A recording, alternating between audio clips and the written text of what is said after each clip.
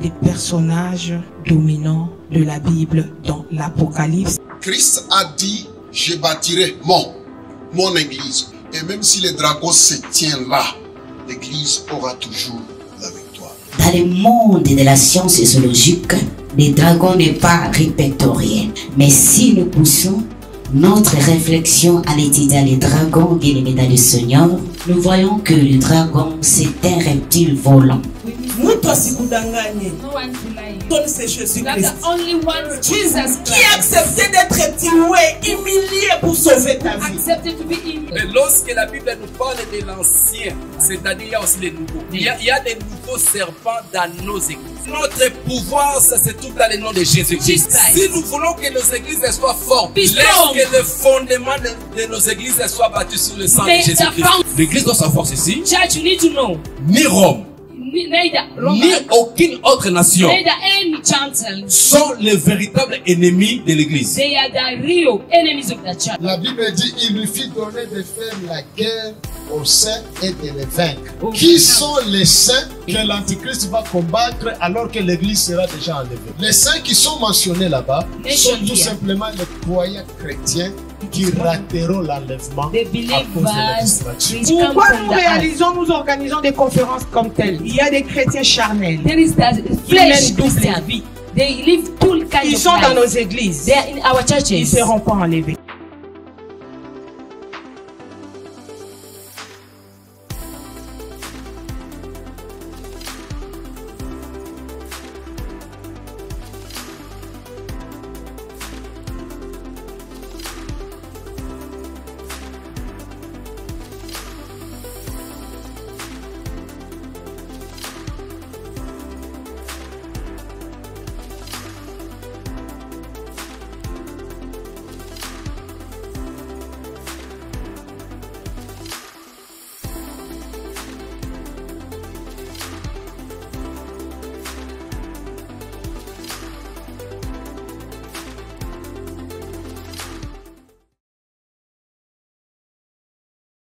Merci beaucoup. Nous pouvons commencer par la lecture qui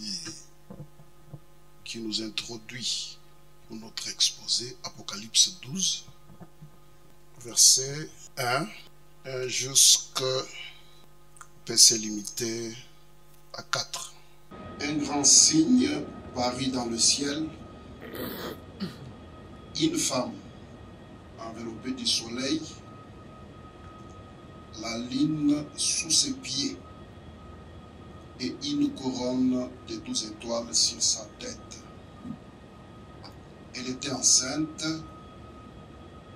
et elle criait, étant en travail dans les douleurs de l'enfantement. Et notre signe parut encore dans le ciel. Et voici, c'est un grand dragon rouge, ayant 7 têtes et 10 cornes. Sur ses têtes, 7 diadèmes. Sa queue entraînait le tiers des étoiles du ciel et les jetait sur terre. Le dragon s'était devant la femme qui allait enfanter afin de dévorer son enfant lorsqu'elle aurait enfanté. Elle enfanta un fils qui doit paître toutes les nations avec une verge de fer, et son enfant fut enlevé vers Dieu et vers son trône. On peut se limiter juste là.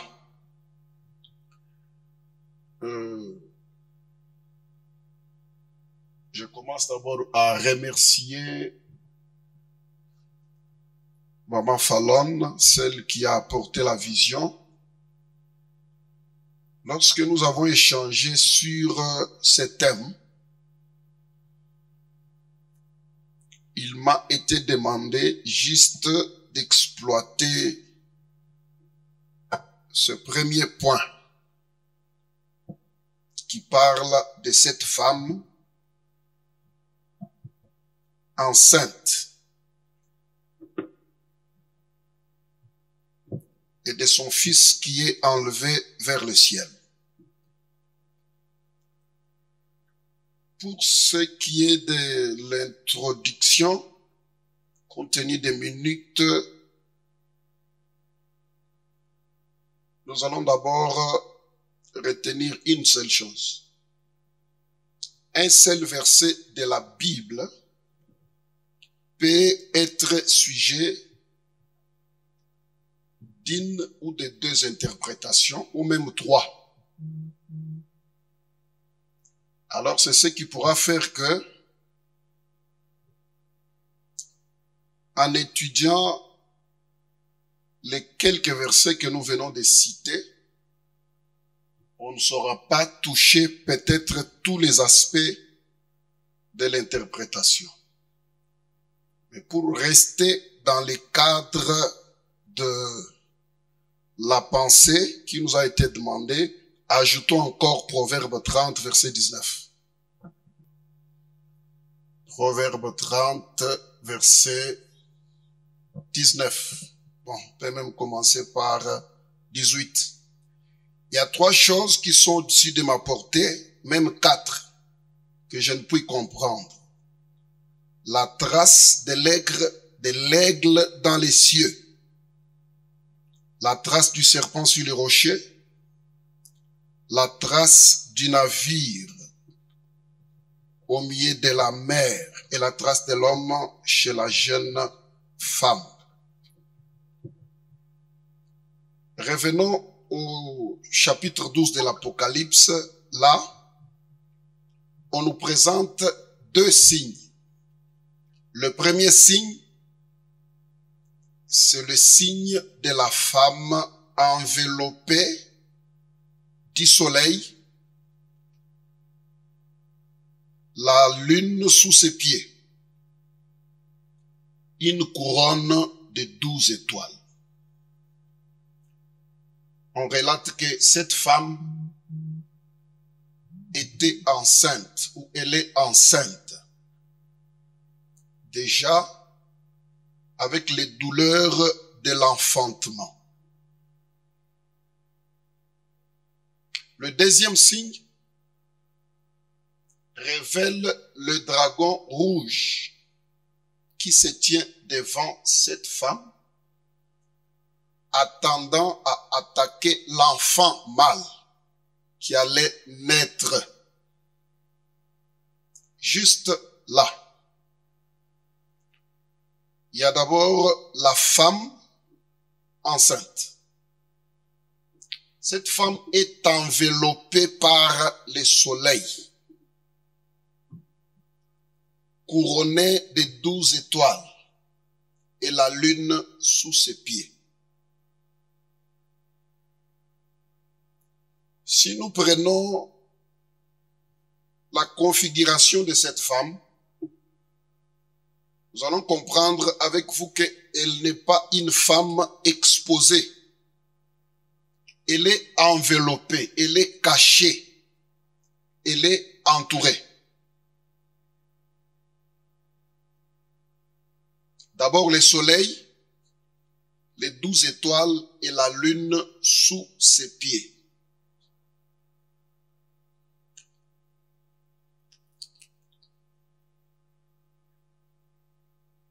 Pour nous, cette femme peut prendre d'abord quelle image? Si je peux revenir sur ce que j'ai dit au début, un seul verset biblique peut être objet de 2, 3 ou 4 interprétations. Je prends la femme ici comme l'image de l'Église.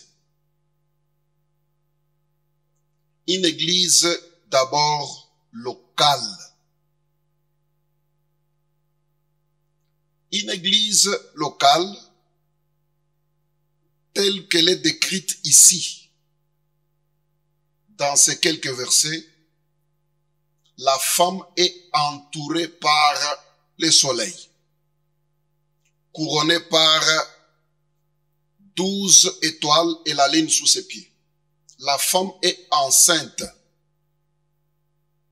Mais devant la femme, il y a le dragon qui attend à attaquer le Fils.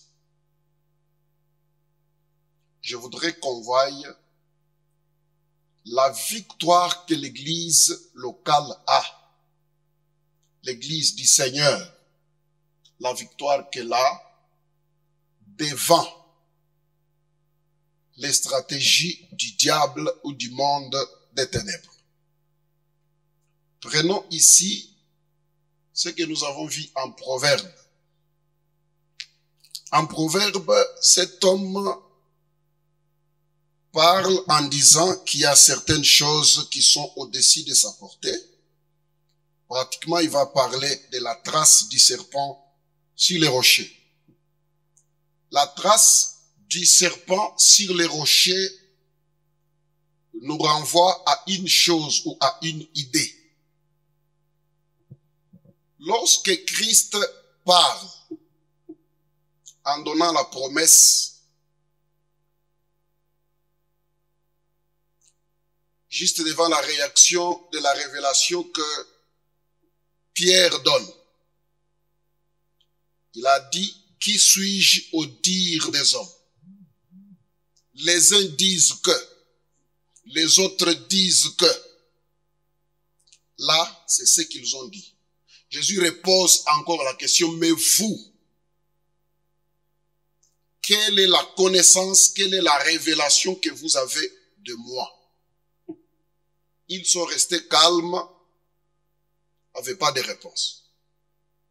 Là, vous allez comprendre que ce qu'ils ont dit à Christ, ce n'était pas une connaissance qu'eux-mêmes avaient. C'est ce qu'ils ont entendu les autres dire. Un seul Pierre a donné la réponse. Toi, tu n'es pas ce qu'ils disent là. Tu es le Christ, fils du Dieu vivant. Christ réagit et dit, tu es Pierre, sur cette pierre, j'ai bâtirai mon église. Et les portes du séjour des morts ne prévaudront jamais contre elle. Là, il y a une promesse. Christ savait que l'église qu'il va bâtir sur les rochers, son église à lui, serait menacée. Son église à lui aurait un combat, aurait les attaques. Mais la promesse est que, malgré ces attaques-là, l'église aura toujours une victoire, aura toujours les dessus par rapport à ça. Alors, lorsque, en Proverbe, on parle de la trace du serpent sur le rocher, c'est ça le plan ou les stratégies du diable là où il y a l'église. Là où il y a l'église locale, là où l'église est bâtie, là où l'église du Seigneur est, les dragons se tiennent en face parce qu'il sait réellement ce qui se forme au-dedans de l'église. Peut-être les humains ne peuvent pas comprendre, ils peuvent regarder une église locale, mépriser l'église, ne pas comprendre ce qui se passe au sein de l'église, faire des théâtres autour de l'église, diminuer les églises, mais Satan sait que dans l'église, il y a quelque chose qui se forme. Et il s'apprête pour attaquer cela. Alors maintenant, mon problème est que cette église ici n'est pas seule. C'est une église qui est armée. Il y a le soleil qui l'enveloppe. Pas seulement le soleil, nous avons la couronne de 12 étoiles. Les 12 étoiles ici prennent l'image des messagers. Les envoyés qui couronnent ou qui équipent l'église avec les enseignements selon Dieu. Et ces messagers sont nourris. Ils savent qu'est-ce qu'ils peuvent dire ou qu'est-ce qui doit être dit dans cette église. Pourquoi? Parce que Christ a dit, je bâtirai mon église. Comme c'est son église, les étoiles qui sont les messagers reçoivent de lui ce qu'il faut dire dans l'église afin que l'église soit forte. Là, comme on parle du soleil, des étoiles et de la lune, les soleils, les étoiles et la lune ont été créés le 4e jour. Mais avant le 4e jour, la Bible parle déjà au début qu'il y avait la lumière. Mais cette lumière-là n'avait pas un corps. Au 4e jour, la lumière va porter les corps, soleil, étoile et lune. Le 4e jour. Là, je comprends que les messagers qui sont symbolisés par les étoiles ont une lumière très importante qu'ils apportent à l'église afin que l'église soit forte. Les dragons qui se tient devant l'église, malgré sa colère, malgré son plan, les Écritures ne montrent pas là où les dragons a la victoire sur la femme et sur le fils mâle qui sort d'elle. Je voudrais me résumer pour dire que cette femme n'est pas exposée. C'est une église bien protégée par la présence d'abord du soleil et les ministres. Vous voyez que Dieu, dans son plan, reconnaît la place des hommes de Dieu comme messagers et les rôles qu'ils jouent sur l'église. Malgré que Satan soit à 2 mètres, même s'il vient avec son trône, il construit dans une église locale. Rassurons-nous. Même si les loges se développent, même si un grand pourcentage s'infiltre dans l'église, au sein de l'église, mais nous savons que c'est l'église de Dieu. Comme c'est l'église de Dieu, Christ a promis que les portes là du séjour des morts ne peuvent pas renverser l'église. Alors les dragons étaient là. Depuis que les dragons a attendu, mais les dragons s'est senti que son plan a été déjoué parce que le maître de l'église est vivant. Il ne va pas laisser une église exposée où Satan peut entrer faire ce qu'il veut. Non, l'église est enveloppée par le soleil qui prend aussi l'image de l'époux. L'église est couronnée par l'enseignement des messagers et la lune sous ses pieds. La victoire de l'église, qu'elle soit une église locale ou qu'elle soit église membre ou disons encore chrétien de manière isolée ou l'église locale qui se situe quelque part, nous croyons la promesse qui est là, que Christ a donnée, et même si les dragons se tiennent là, nous sommes très rassurés que Dieu n'abandonnera pas son église. L'église aura toujours la victoire. Merci beaucoup. Merci, on acclame le Seigneur.